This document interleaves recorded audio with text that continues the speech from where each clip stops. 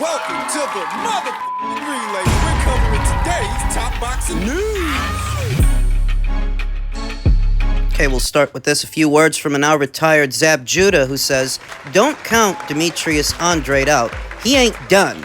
You sure? I think that was needed for him, said Judah during an interview with Mill City Boxing. Now, he's gonna get some of the fights he was supposed to get in the past. According to the former undisputed welterweight champion, boxing works in a bemusing way. In some instances, when a fighter is at the top of his game, he's avoided. But once a few chinks in the armor are revealed, his phone begins to ring off the wall. I think that Americans like lying and like being lied to more so than some others, as it pertains to boxing. They more so than others, like lying to others and lying to themselves, because Zab Judah's assessment of what the future holds for Demetrius relies on the predication that everyone was avoiding Demetrius, that this guy couldn't get a fight with nobody when nothing could be further from the truth. There's an entire laundry list of fighters that he pulled out on or he avoided, he had no time for. So the notion that all of a sudden he's going to get all the fights he wasn't getting before, if he wasn't getting fights before, it's because he didn't want them. Charlo, Matvey Korobov, Erislan Dilara, Sergey Idibyanchenko, Yanibek Alimkhanalai, Zach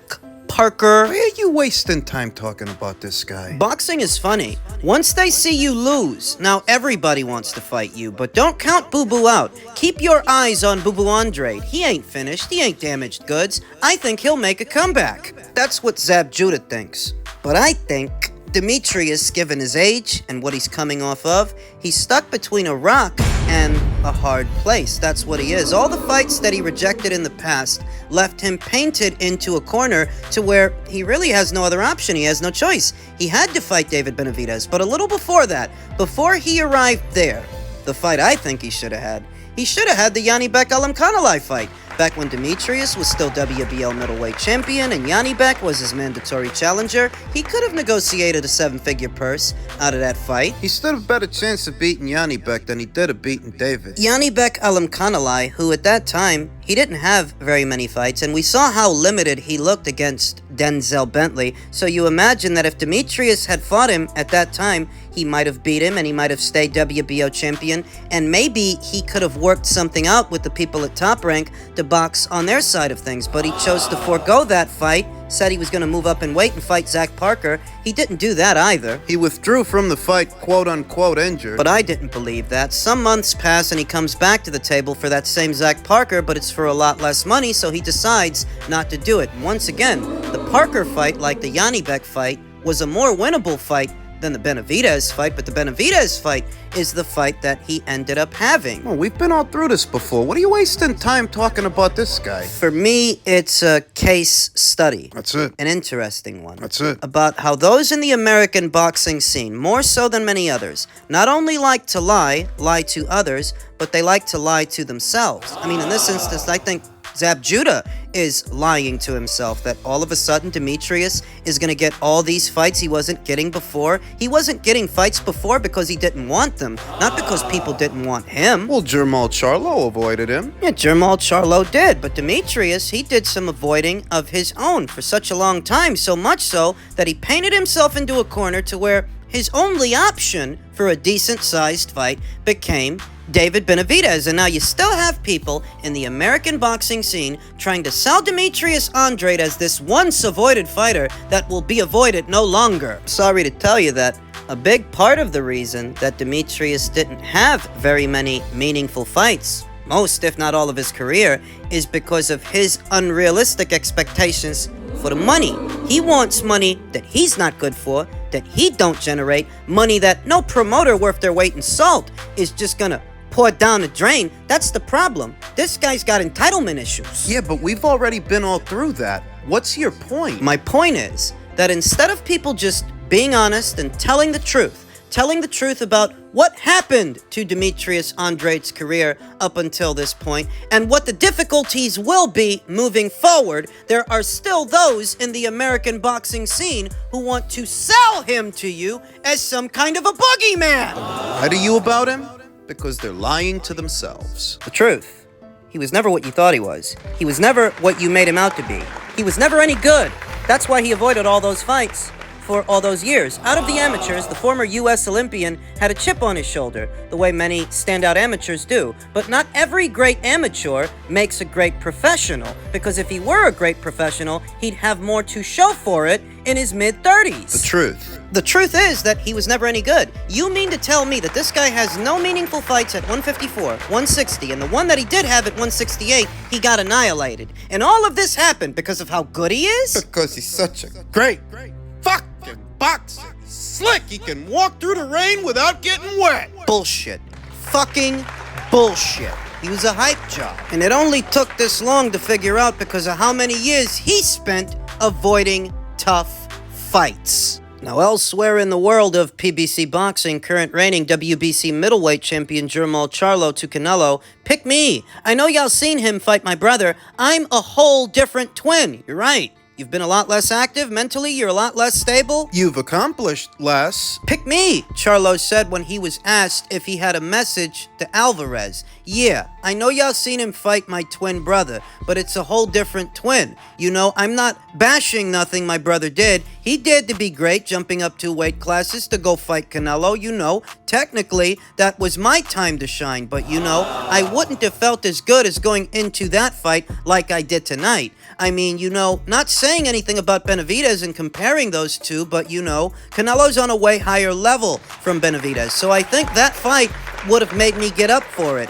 I really wasn't like motivated by this fight, but I got it done. You know, here we see that Jamal is admitting he was supposed to be the one that fights Canelo Alvarez, but he wasn't up for it, so his brother stood in his place. By my count, that will have made 2 times that Charlo turned down a Canelo Alvarez fight. The first time many years ago, back in 2019, and this more recent. This makes 2. For how many years did you hear from the pro PBC crowd, the Haymanites, that these were the fighters that Canelo was avoiding? A hype job in Demetrius Andrade. The Charlo brothers. And now look at them. You see what Canelo Alvarez did to Jermell, and look at the state of Jermall. He couldn't even knock out Jose Benavidez. Terrence Crawford, a welterweight who moved up to welterweight.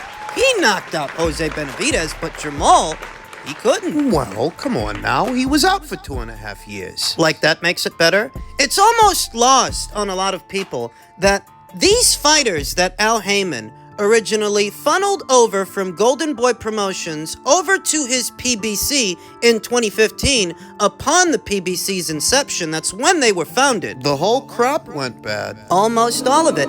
All the fighters that the pro PBC crowd, the Haymanites, liked to hype up over the years: Deontay Wilder, Luis Ortiz, the Charlo brothers, Errol Spence, Sean Porter, Keith Thurman. These were all Golden Boy Promotions fighters. Once. The whole PBC stable were once Golden Boy Promotions fighters. And in those days, Al Haymon was little more than just the manager. He wasn't doing his own shows at that time. But he was doing a lot of business with Golden Boy Promotions in those days. Dick Schaefer, who was working for Golden Boy Promotions, and Golden Boy, for a brief time, was also promoting Floyd Mayweather's fights. I think this is unbeknownst to even the biggest big Mayweather fan, that at one point... That is those who claim to be big Mayweather fans, but weren't actually watching boxing in those days. Only old guys like me will remember. Where did you guys think Floyd Mayweather went in 2006 after he left Top Rank? Who do you think was promoting him? Who do you think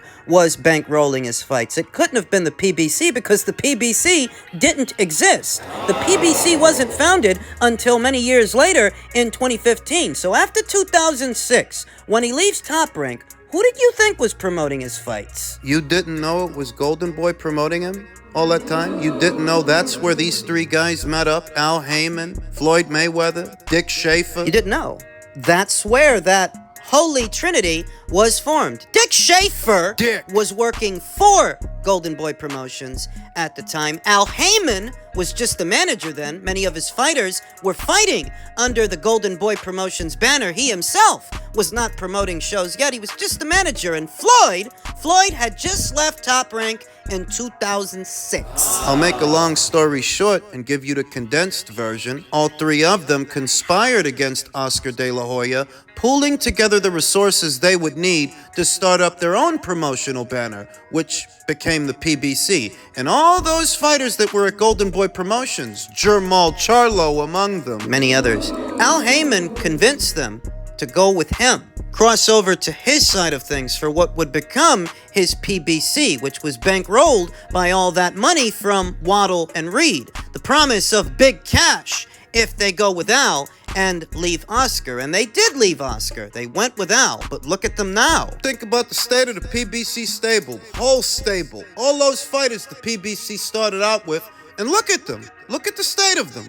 Deontay Wilder got the shit beat out of him by Fury. Spence got the shit beat out of him by Terrence. Thurman got embarrassed by Manny. Jermell got embarrassed by Canelo. And now Jermall wants next. Look at the state of the PBC stable. Look at Al Heyman's ill-gotten gains. And what little remains, you could call it karma. You could say that Manny Pacquiao eventually ended up over there, though not long enough to save their relationship with Fox. Nope. Or Showtime. You could say, well, they've got 2 fights with Canelo. They better turn it into 2 more if they want to salvage their newly formed relationship with Amazon, because what other sellers do they have? Gervonta Davis, guy who couldn't crack 300,000 until a Golden Boy Promotions fighter was added to the picture. Oh yeah, with a Golden Boy Promotions fighter, he was able to do $1 million, but is he going to do that with Isaac if he fights him for a second time? Or any of those guys they have on that side of the street, is he going to do that? He better. Down from over 30 fight dates annually to just over 12 in the coming calendar year. And some would have you believe that this is a sweet deal. And Al Heyman runs boxing. It's more like he's getting boxing run off network television, network by network. Somehow people still can't see the forest through the trees. They don't want to, which goes back to what I told you. Nobody likes to lie and lie to themselves more than the Americans. Than some American fight fans. Tell me, from 2015 onward, how much money did they waste on Charlo fights just for him to end up this way today? Have they actually gotten a return on that investment yet? It doesn't look like it. In any event, Charlo wants to be the next man that Canelo Alvarez fights. His name is one of 3 names in the running for Canelo Alvarez in the coming year. Jaime Munguia is another, and Terrence Crawford. They are reportedly potential opponents for Canelo Alvarez in May, with David Benavidez as a potential opponent for Canelo in September. They shouldn't waste any more time or any more money on Charlo. Get his name out of the hat. Put Charlo in there with Caleb Plant next. Feed him to Caleb. Fatten up Caleb so you can feed Caleb to David Morrell. What the PBC needs to start to do, now that they have such limited resources and limited fight dates, is start planning around the fighters that actually have a future. And Jermall doesn't have one. That's the problem that Al Heyman has. Al Heyman not actually being a boxing guy, rather a music industry plant, an implant who implanted himself into the world of boxing, but still not knowing the ball from the bounce, wasting time and money. Millions upon millions of dollars on depreciating assets he failed to turn into marketable fighters. We already saw what Canelo did to Jermell. We don't need to see what he does to Jermall, Jermell's twin brother. You can't sell that fight. All you can do with Jermall